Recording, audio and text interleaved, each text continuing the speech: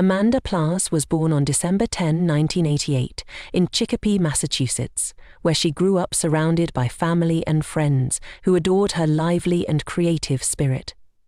She was known for her kind heart, her love of art, and her passion for cooking. Amanda was the type of person who lit up any room she entered, leaving a lasting impression on everyone she met. She dreamed of one day owning her own business, where she could combine her artistic talents and her love for connecting with people. Her life was full of promise and potential, making the events that unfolded in 2011 all the more heartbreaking. On August 26, 2011, Amanda's life was tragically cut short in her apartment on School Street in Chicopee. That day, Amanda had spent time with friends before returning home.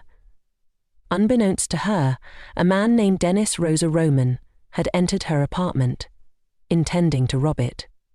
Roman, who had a history of drug abuse and criminal behavior, was desperate for money and saw an opportunity to steal from Amanda. When Amanda unexpectedly returned home and caught him in the act, the situation turned violent.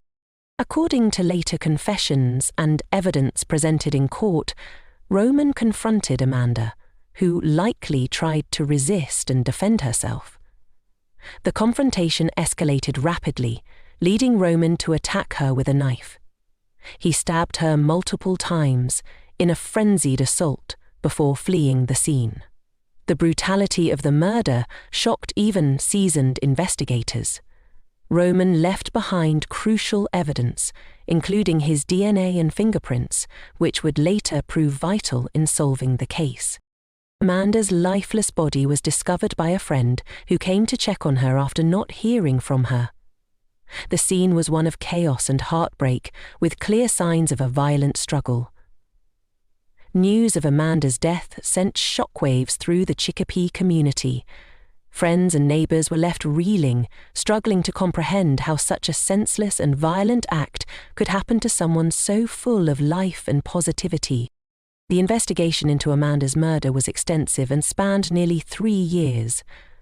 Detectives worked tirelessly to analyze evidence, including DNA samples and fingerprints found at the crime scene.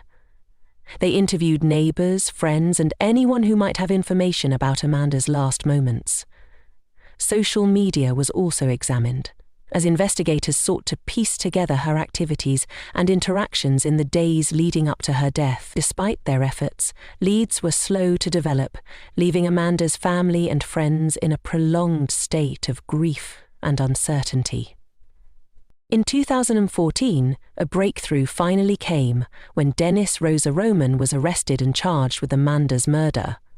Roman's DNA had been matched to blood found in Amanda's apartment, and additional evidence linked him to the crime. During interrogations, Roman confessed to entering Amanda's home with the intention of stealing money or valuables.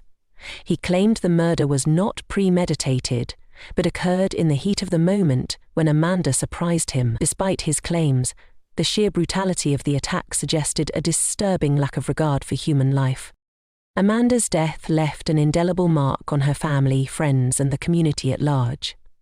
Vigils and memorials were held in her honor, as people came together to celebrate her life and demand justice.